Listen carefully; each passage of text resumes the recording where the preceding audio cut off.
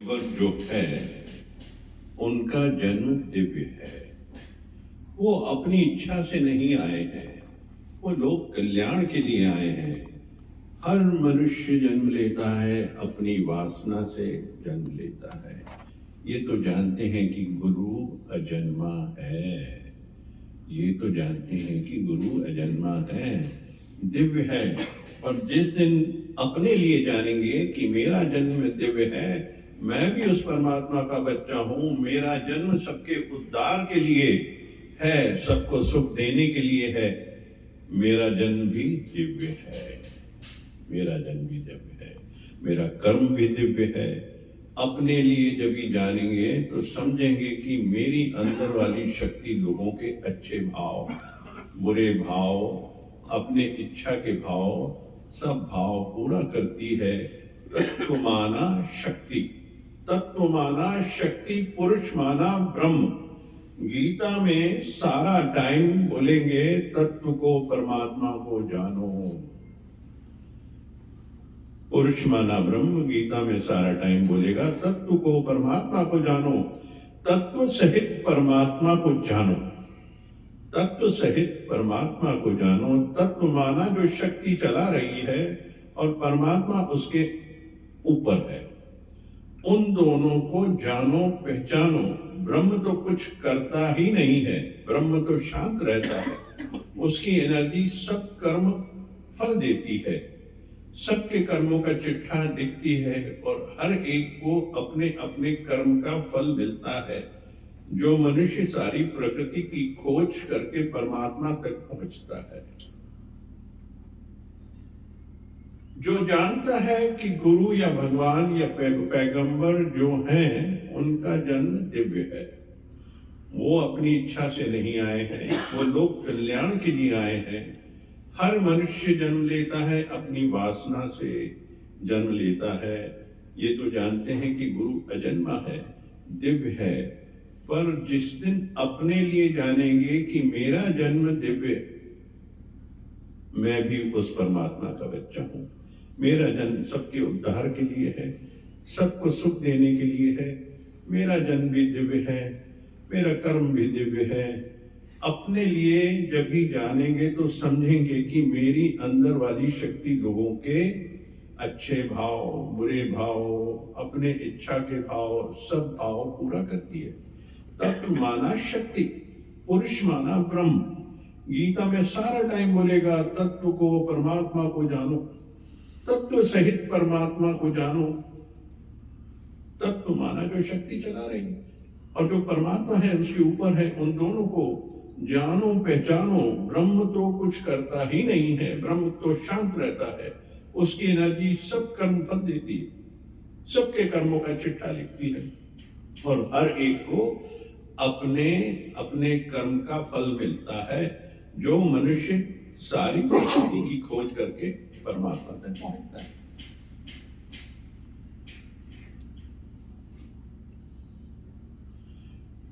भगवान पैगंबर, उनका जन्म दिव्य है।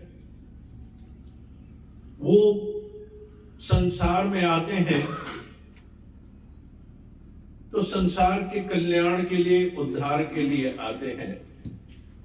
और जो जीव है और जो मनुष्य है, वो वासनाओं की वजह से, कामनाओं की वजह से, अपने कर्मों की वजह से, प्रारब्ध की वजह से शरीर को प्राप्त होता है। भगवान कह रहे हैं कि तुम अपने आप को भी जानो, क्योंकि परमात्मा के बच्चे हो। हम सब उस परम सत्ता के बच्चे हैं। अपने को भी दिव्य जानो, क्योंकि जिस दिन ये भाव पैदा होगा दिव्यता का,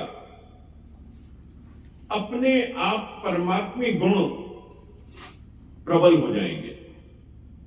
क्योंकि हर एक जीव परमात्मा की संतान है, उस परम सत्ता की संतान है और हर एक में वही गुण मौजूद हैं।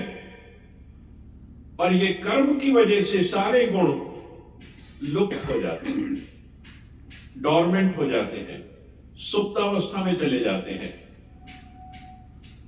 तो इन सबको जानो, तत्व से जानो परमात्मा को। तत्व क्या है?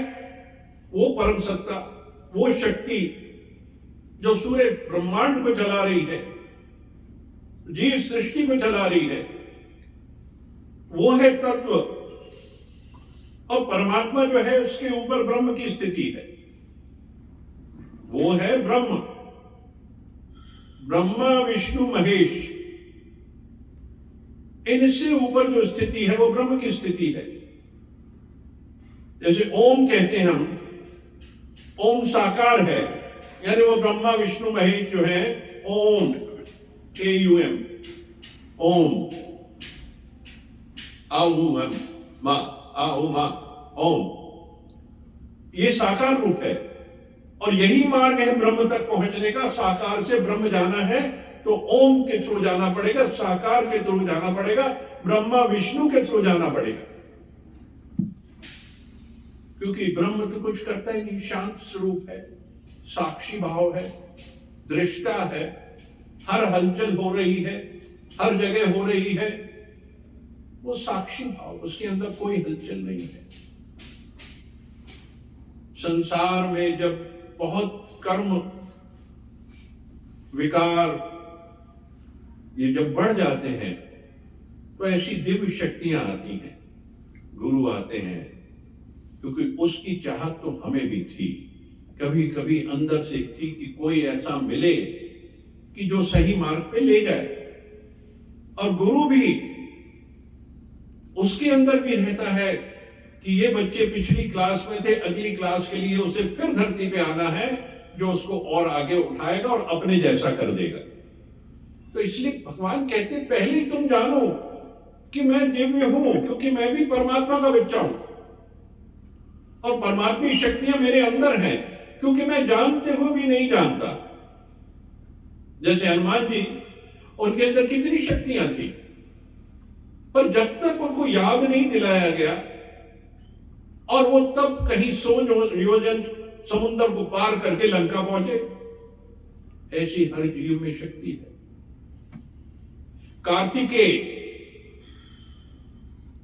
कार्तिकेय में भी वो शक्तियां थी। पहले वो डरता था युद्ध के लिए, राक्षसों को मारने के लिए भगवान शिव उसको भेजते थे। वो डरता था पहाड़ी से कैसे कूदूं नीचू, तो एक बार खुदा देते हैं उसको और वो देखिए फिर जागृत हो जाती। एक बार जब इस रास्ते में जीव चल पड़ता है, सत्संग के मार्ग पे, ज्ञान के मार्ग पे चल पड़ता है, तो ज्ञान ही उसको आनंदमय लगता है, सरल लगता है, और वो जीवन का मकसद उसका है कि ज्ञान मार्ग से चलना, ज्ञान के मार्ग से नहीं उतरना, क्योंकि ज्ञान के मार्ग से उतरना ही विकारों का अटैक। जहां ज्ञान मार्ग से उतरे विकार विकार विकार, क्योंकि संसार सारा राक्षस प्रवृत्ति है, क्योंकि सोच राक्षसी है, वो बहुतायत में है। उससे आगे आने के लिए पुरुषार्थ जरूरी है, ज्ञान जरूरी है, सत्संग जरूरी है, सत्संग का रोज आना जरूरी है, क्योंकि यही जीवन में सबसे उत्तम है, जो इस संसार से, जो नाशवान संसार है, जिसका जन्म विकारों से हुआ है, कामनाओं से, वासनाओं से हुआ है। हर जीव का जन्म कामनाओं और वासनाओं से हुआ है। तो इससे रास्ता है निकलना। एक वक्त तो हर एक जीव को निकल के परम सत्ता से अपने घर की वापसी करनी है। जितनी जल्दी हो जाए उतना उत्तम है। 24 घंटे सिमरन चाहिए परमात्मा का, कि जिससे इस मटके के अंदर विषैला पानी संसार का न प्रवेश कर पाए। क्योंकि जब तक सिमरन रहेगा, परमात्मा में डुबो के रखेंगे, तो किसी भी द्वार से कोई एंट्री नहीं मिलेगी संसार को। इसलिए बड़ा अपना मूल मार्ग जो है सत्संग है, क्योंकि यहां आने से सारे कर्म नाश हो जाते हैं जो हमारे मन के अंदर होते हैं। क्योंकि कुछ तो अंदर हम सोचते रहते हैं, किसी के प्रति द्वेष है, कोई बंधन है, कोई कॉर्ड जुड़े पड़े हैं, पकड़ के बैठे रहते हैं इसको। तो सत्संग जब आते हैं, जब सत्संग की बारिश होती है, तो ये जितने भी विकार हैं, जो अंदर अंदर सुलग रहे हैं, सब शांत हो जाते हैं। क्योंकि जब दिव्य चेतना जागृत हो जाती है, गुरु की वाणी आ जाती है, आकाशवाणी आ जाती है, तो वह न्यूट्रलाइज हो जाते हैं। और फिर पवित्र मन से जब सत्संग से जाते हैं, जीवन पूरा दिन भर सुंदर रहता है। एक 24 घंटे की कवरेज मिलती है, जैसे ब्लड प्रेशर की दवाई लेते हैं, 24 घंटे कवरेज रहती है उसकी। इसलिए सत्संग की कवरेज भी 24 घंटे, उसके बाद पुनः, क्योंकि बाकी के जितने घंटे हम संसार में गुजारते हैं, तो संसार से बचने के लिए 1 घंटे 1.5 घंटे का सत्संग सुबह जरूरी है। लेकिन संसार में रहते हुए गुरु के वचनों को पीसना है बार बार, कि सुबह हम सत्संग क्या सुन के आए, वहां ज्ञान की क्या बात थी, मेरे को मेरे जीवन में कहां मैं गिर रहा हूं, मुझे कैसे उठना है। देखिए, सब रहनी सहनी का ज्ञान है। आप अपने जीवन की रहनी सहनी को, गृहस्थ को सुंदर कैसे बना सकते हैं? जब गुरु के वचनों से चलेंगे, मर्यादाओं में रहेंगे और भागवत भाव में रहेंगे, तो परिवार भी बड़ा सुंदर चलेगा। क्योंकि गृहस्थ बहुत सुंदर आश्रम है, गृहस्थ से किनारा नहीं करना है। बहुत ही सुंदर आश्रम है, जहां ज्ञान ही ज्ञान भरा पड़ा है। पहाड़ों पे ज्ञान नहीं है, गृहस्थ से ज्ञान लेना है। इसलिए वो उत्तम मार्ग है। इसलिए हर 25 साल को डिवाइड किया गया है। 25 ब्रह्मचर्य के, 25 गृहस्थ के, 25 वानप्रस्थ के, और उसके बाद के 25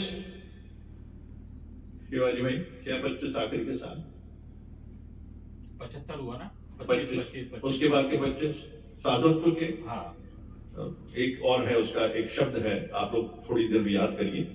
3 मार्ग तो ये हैं।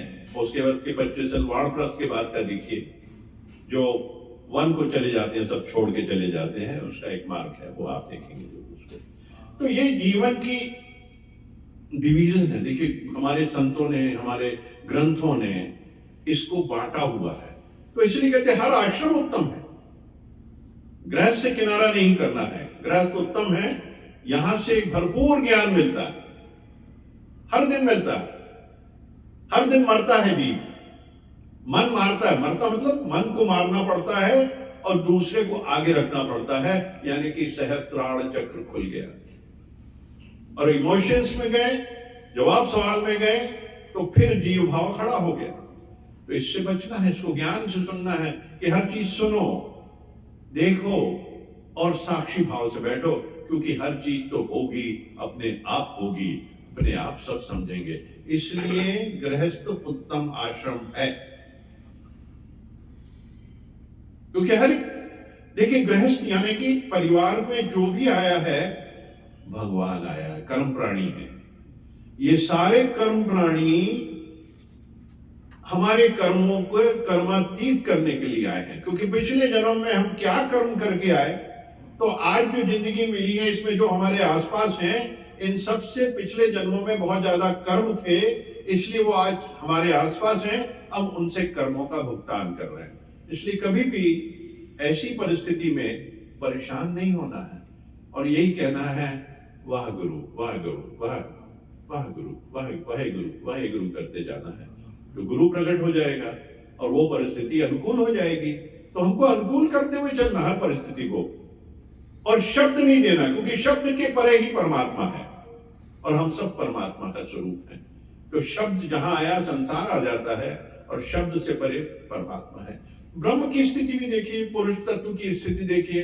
जो तत्व है, पुरुष तत्व है, 3 प्रकार के होते हैं। एक पुरुषोत्तम, जो कि सबसे ऊपर बैठे हैं, ब्रह्म की स्थिति है। और उसी से ब्रह्म जब पुरुष सामने आता है, ब्रह्मा विष्णु महेश भी पुरुष हैं। और जो तत्व हर जीव के इंडिविजुअल अंदर है, उसको कहते हैं जीव पुरुष। वो जो सोल है, जो परमात्मा है, एक अंश जो है, वो भी जीव पुरुष है। तो ये सारे पुरुष तत्व हैं, हर जगह मौजूद हैं, ब्रह्मांड में हर जगह है। वो शक्तियां हैं, because these all are energies, and energies are everywhere, all around you. चारों तरफ एनर्जीज फैली हुई हैं। शरीर एनर्जी है, आत्मा एनर्जी है, मन एनर्जी है, सब ब्रह्म है। सब एनर्जीज का खेल है। सिर्फ ध्वनि से इन एनर्जीज को साधा जा सकता है। जैसे ओम करते हैं, यानी हमने मार्ग अपना लिया साकार की तरफ चलने का, और साकार तक जब पहुंचते हैं और साकार से निराकार बिल्कुल नजदीक है, क्योंकि शून्यता एकदम से आती है उसके बाद, क्योंकि आपने मन को साध लिया, एक तरफ मार्ग प्रशस्त कर लिया, ज्ञान से आपने एक तरफ मोड़ लिया कि ये मार्ग मेरे को अडॉप्ट करना है, अब मैं इस तरफ चल पड़ा हूं, तो इसके बाद आपको निराकार ही मिलेगा, क्योंकि वो तेरा अपना स्वरूप है, तेरे घर की मंजिल है, हम सबकी मंजिल वही है। हम पहुंचेंगे कैसे? सिर्फ इसी मार्ग से पहुंच सकते हैं, बाकी किसी मार्ग से नहीं पहुंच सकते। मैं कहूंगी डायरेक्ट जंप मार के, डायरेक्ट जंप नहीं हो सकती, आपको स्टेप बाई स्टेप चलना आगे की तरफ, क्योंकि कल्पों से आ रहे हैं, 24,000 साल हो गए, आज तक तो वहां पहुंच नहीं पाए, लेकिन अब पहुंचने का मार्ग मिला है कि ऐसा गुरु सामने आया है कि मैं उस मार्ग को एडॉप्ट करूं। उम्र कुछ भी हो जाए, जब आए तब सवेरा, कभी फिक्र ना करें कि अब मैं कर पाऊंगा नहीं कर पाऊंगा, हम सब कर सकते हैं, क्योंकि जब ज्ञानियों के साथ बैठते हैं कुछ ना कुछ तो ज्ञान इंड्यूस हो जाता है। जैसे आप मैग्नेट रखते हैं तो उसमें मैग्नेटिक शक्तियां रहती है, वो खींच के नॉर्थ साउथ पोल, वो साफ दिखने लगता है, एकदम अट्रैक्शन होता है। आप पहाड़ी पे भी जाते हैं, कई जगह मैग्नेटिक फील्ड होते हैं, खरदुगला एक जगह है, वहां अगर नीचे कार खड़ी वो खींच के ऊपर चली जाएगी, उसमें अट्रैक्शन है, मैग्नेट है, लोहा खींच के अपने आप चढ़ जाता है वहां पे। तो ऐसे बहुत सारे मैग्नेट, तो हर जीव के अंदर मैग्नेटिक फील्ड है, आप उसे जागृत तो करो। वो तभी होगा जब परमात्मा के मार्ग पे चलेंगे, एक रस होके चलेंगे, एक ही रास्ते में चलेंगे, और हर समय ध्यान निराकार का रहेगा, तो फिर मार्ग प्रशस्त हो जाएगा, उस तक पहुंचना आसान हो जाएगा, बहुत इजी हो जाएगा। सिर्फ हमको अपने आप को डुबोना है। जिस दिन डुबो देंगे उस दिन हमारी मंजिल तय हो जाएगी। एक बार मंजिल तय हो गई तो मंजिल पे पहुंच भी जाएंगे, और वो परम सत्ता से मिलके एक हो जाएगा। यही हर चीज का अल्टीमेट है, क्योंकि जहां से चले थे वहीं जा रहे हैं, जहां से चले थे वहीं जा रहे हैं। जनाजे को मेरे वो रिक्वा के बोले कि लौटेंगे कब तक और कहां जा रहे हो, आवाज आई, जिंदगी की सजाएं यहां काट कर चले थे जहां से वहीं जा रहे, वहीं जा रहे। ओम ओम हरि ओम।